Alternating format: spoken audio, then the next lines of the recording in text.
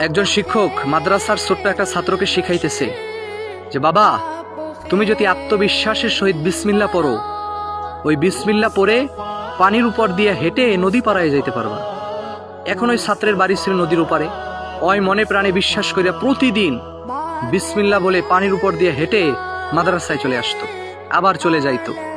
তো এমন করে একদিন ওই ছাত্রের মা তাকে ডাক দিয়ে বলতেছে, বাবা, তোমার ওস্তাদকে আজকে আমাদের বাসায় দাওয়াত করলাম, দুপুরে খাইবে। তো ছাত্র গিয়ে ওস্তাদকে দাওয়াতের খবর শোনাইলো। ওস্তাদ রাজি হয়ে গেল, কিন্তু ঘাটে এসে দেখতেছে ঘাটে কোনো নৌকা নাই।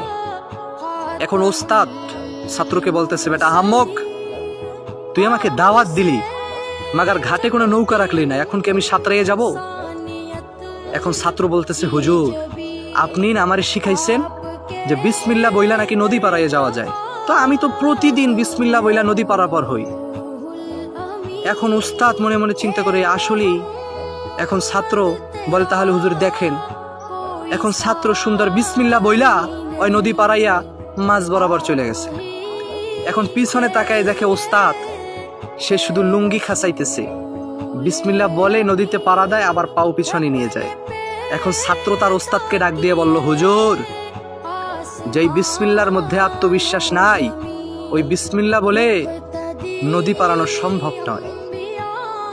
কি শিখলাম আমরা? এটা শুধু বিসমিল্লার ক্ষেত্রে নয়, সকল ইবাদত, দোয়া, সমস্ত কিছুর ক্ষেত্রে বিশ্বাসের প্রয়োজন রয়েছে।